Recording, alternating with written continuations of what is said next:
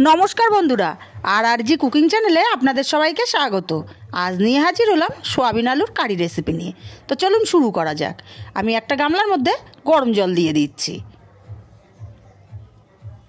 আর দিয়ে দেব হাফ চামচ লবণ। এখানে আমি 100 গ্রাম সোয়াবিন দিয়ে দিলাম। নেড়ে চেড়ে আমি সোয়াবিনটা 10 মিনিট ভিজিয়ে রাখবো গরম জলে। 10 মিনিট পর আমি সোয়াবিনটা খুব ভালো করে 5 বা 6 বার জল পাল্টে ধুয়ে নিয়ে জলটা একদম নিংড়ে তুলে নিয়েছি। এবার উনুনে কড়াই বসিয়ে দিয়েছি। কড়াইটা গরম করে আমি এখানে তেল দিয়ে দিচ্ছি। তেলটা গরম করে একটু লবণ দিলাম, আর আমি আগে থেকে আলু কেটে ধুয়ে রেখেছিলাম সেই আলুটা দিয়ে দিচ্ছি। আর দেবো একটু হলুদ দিয়ে আলুটা লবণ হলুদ দিয়ে বেশ লাল লাল করে আমি ভেজে নেব। আলুটা কিন্তু খুব সুন্দর করে আমার ভাজা হয়ে গেছে। এখন আমি এর মধ্যে দিয়ে দেব জল নিংড়ে রাখা সোয়াবিনটাও আমি কিছুক্ষণ ভেজে নেব। আর এইভাবে সোয়াবিন ভেজে রান্না করলে কিন্তু তরকারির স্বাদ খুবই ভালো আসে। কাঁচা রান্না করলে সোয়াবিনের একটা কাঁচা গন্ধ বেরোয়, সেটা ভালো লাগে না খেতে। সোয়াবিন আলুটা আমি ভেজে তুলে নিচ্ছি।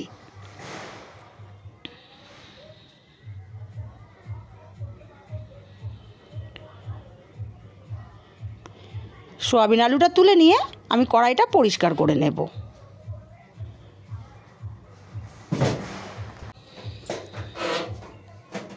কড়াই পরিষ্কার করে আমি আরও কিছুটা তেল দিয়ে দিলাম। তেলটা গরম করে আমি 2টো তেজপাতা ফোড়নে দিলাম, আর দিচ্ছি 2টো মুখ ফাটানো এলাচ। মুখটা অবশ্যই ফাটিয়ে নিতে হবে। আর দিয়ে দিচ্ছি 2টো লবঙ্গ আর একটুখানি দারচিনি। আর দেবো এখন অল্প একটু জিরে, আর দেবো 2টো শুকনো লঙ্কা। এবারে দিয়ে দেবো আমি একটা বড় সাইজের পেঁয়াজ কুচি করে রেখেছিলাম। পেঁয়াজটা দিয়ে কিছুক্ষণ ভেজে নেব। পেঁয়াজটা আমি কিছুক্ষণ ভেজে নিয়েছি, কালারটা কিন্তু চেঞ্জ হয়ে গেছে। এখন আমি এখানে দিয়ে দেব 1 চামচ কাশ্মীরি লঙ্কার গুঁড়ো, এটা কালারের জন্য। আর তেলের ওপরে লঙ্কা গুঁড়ো আর হলুদ গুঁড়ো দিলে কিন্তু তরকারি কালারটা খুবই ভালো আসে। লঙ্কার গুঁড়োটা দিয়েও কিছুক্ষণ একটু ভেজে নিলাম। এখন দিয়ে দিলাম রসুন বাটাটা দিয়েও ভালো করে ভেজে নেব, রসুনের কাঁচা গন্ধটা চলে যাওয়া পর্যন্ত।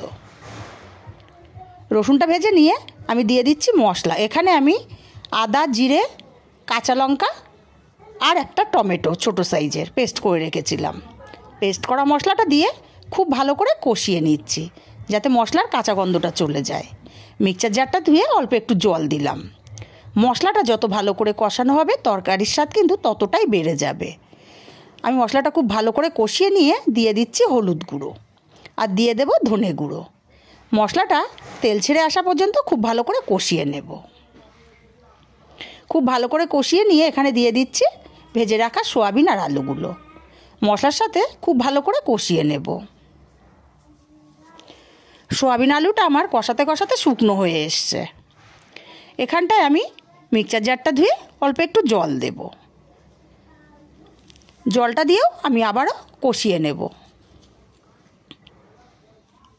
আমি আবারও বলছি, মশলা যত ভালো করে কষানো হবে তরকারির স্বাদ কিন্তু ততটাই বেড়ে যাবে।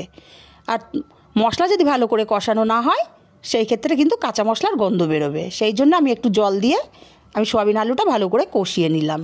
এখন দিয়ে দিচ্ছি স্বাদ মতো লবণ। লবণটা দিয়েও আমি আরও কিছুক্ষণ কষিয়ে নেব। টোটাল আমি সোয়াবিন আলুটা 7 থেকে 8 মিনিট কষিয়ে নিলাম। এখন দিয়ে দেব পরিমাণ মতো জল। যে যেমন গ্রেভি পছন্দ করেন তেমন জল দেবেন। আমি পরিমাণ মতন জল দিয়ে ভালো করে নেড়ে চেড়ে দেব। আর ঢাকা দিয়ে আমি এটা রান্না করব 10 মিনিট। ততক্ষণে কিন্তু আমার আলুগুলো খুব সুন্দরভাবে সেদ্ধ হয়ে যাবে। 10 মিনিট পর আমি ঢাকনাটা খুলে নিচ্ছি। আমার তরকারি কিন্তু একদম রেডি হয়ে গেছে। আমি নেড়ে চেড়ে দিয়ে এর মধ্যে দিয়ে দেবো একটুখানি গরম মশলার গুঁড়ো। আর গরম মশলার গুঁড়োটা দিয়ে আমি নেড়ে চেড়ে মিশিয়ে দেবো ভালো করে। আর উনুন থেকে নামিয়ে আমি ঢাকা দিয়ে রাখবো 5 মিনিট। আর 5 মিনিট পর তৈরি হয়ে গেল আমার দারুণ স্বাদের সোয়াবিন আলুর কারি। এটা কিন্তু মাছ মাংস না থাকলে এইভাবে সোয়াবিন আলু রান্না করলে সেই দিনটা কিন্তু সবাই হাসি মুখে চালিয়ে দিতে পারে। আমার রেসিপিগুলো যদি ভালো লাগে অবশ্যই আমার চ্যানেলটি সাবস্ক্রাইব করে আমার পাশে থাকবেন, আমাকে সাপোর্ট করবেন।